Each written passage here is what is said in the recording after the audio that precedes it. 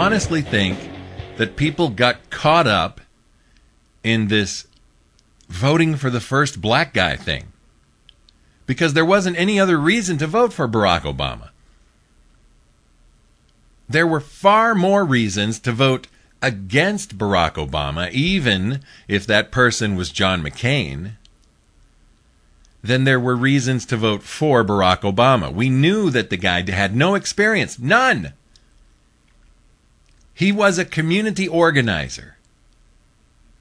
And I remember the media, the left-wing media, coming together and everybody telling us that, what's wrong with a community organizer? Well, nothing, but it sure as hell doesn't prepare you to be president of the United States. And boy, oh boy, do we know that to be true now. Everything that Barack Obama has done as president has either been a failure or a disaster. It's either been a complete failure and hasn't helped the country whatsoever, or it's been a disaster and it has damaged the country. Everything Barack Obama has done, without exception. I'm sorry, and I always try to give somebody credit where credit is due. But if we look over Barack Obama's history from January 20th, 2009 until today, Barack Obama has been a complete failure. And the American people know it, and you're going to see the result of Obama being a failure on November 2nd. When we wake up on November 3rd, we're going to see that someone with sanity has taken the wheel and begun to turn the country back in the right direction. It's not going to happen overnight. It won't come to fruition in January of 2011 when the Republicans take over the majority of the House and hopefully the Senate. That's just the beginning of the work that needs to be done. And we're going to have to stay on these people like cheap suits and never let go. Never. We can never go back to our lives and not pay attention to what's happening in Washington, D.C. ever again. And you need to teach your children that they need to watch everything that their representatives are doing in Washington, D.C. and in the state capitals where you live. And so, throughout the rest of our lives, most likely, and into the lives of the next generation, people are going to have to be watching everything that our representatives do in Washington, D.C., and working harder than we did this year to try and stop what the Democrats are doing. We're going to have to work harder to make the Republicans do what we want them to do. It's going to be constant. I was talking with some friends last night at dinner, and we were talking about the families we know where people are just very busy raising their families, working their jobs, paying their bills, and they really don't know what's going on in this country. They're still not paying attention. And I don't know how to wake those people up. I mean, if you don't care enough to know what's going on under Barack Obama, you are certainly not going to care. You're not going to be paying attention when the Republicans have the majority, because you're going to think, okay, well, it's in better hands now. People have got to become involved. You have to get on the internet and you have to read stories, read articles, read opinion pieces. You have to listen to someone. If it's not Rush Limbaugh, if it's not Jimmy Z, if it's not Mark Levin, someone. You have to be informed. And your kids have to know. Your kids have to be informed too. And they have to think it's cool to be informed.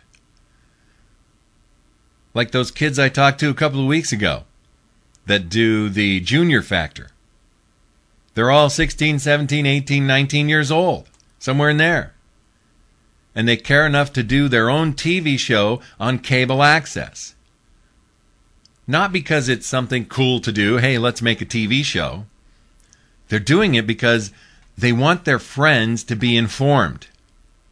They want their friends to watch the show, and they want them to be informed with more information than they're getting from the left-wing media. It's going to take a number of election cycles to do everything we want to do.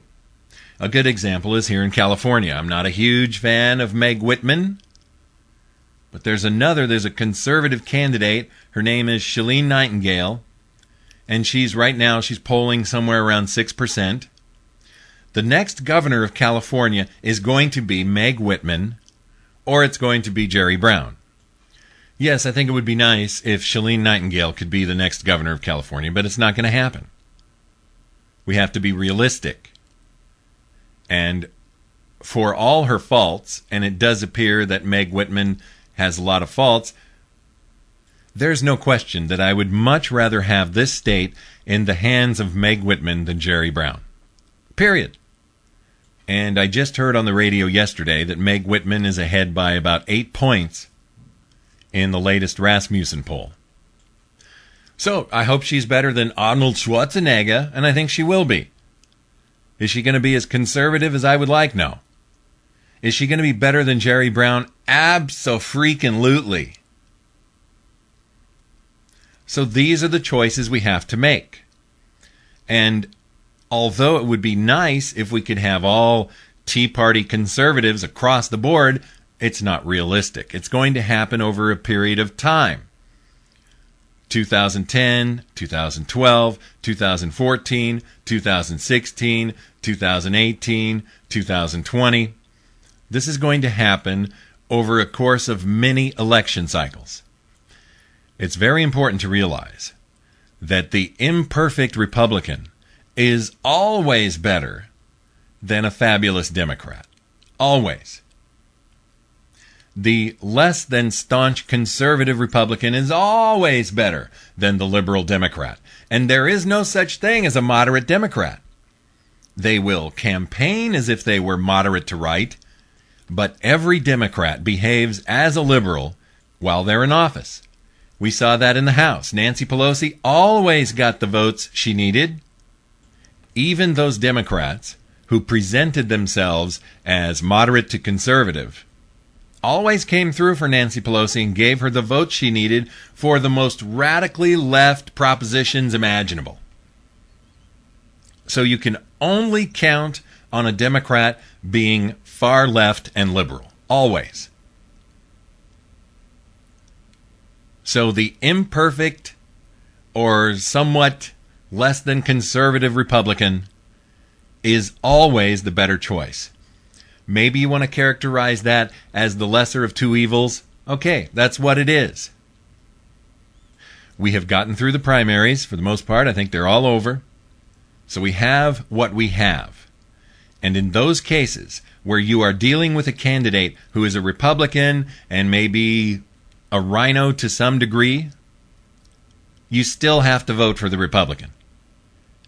You don't sit out the race. What happened in 2008 when Barack Obama won and the Democrats took over the House and the Senate was the result of so many conservatives staying home and not voting. That must not happen again. Now, I realize that there are a lot of you who will not vote, for instance, for a Republican who is pro-choice. I think you're going to see less and less of that. But if you vote for the Democrat, I guarantee you he or she is pro-abortion. So the bottom line here is, I am urging you to support the Republican candidates across the board. Help all of them to get elected.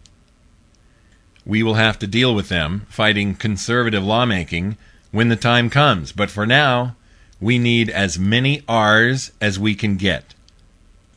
We need Republicans in the House, we need Republicans in the Senate, and we need Republican governors.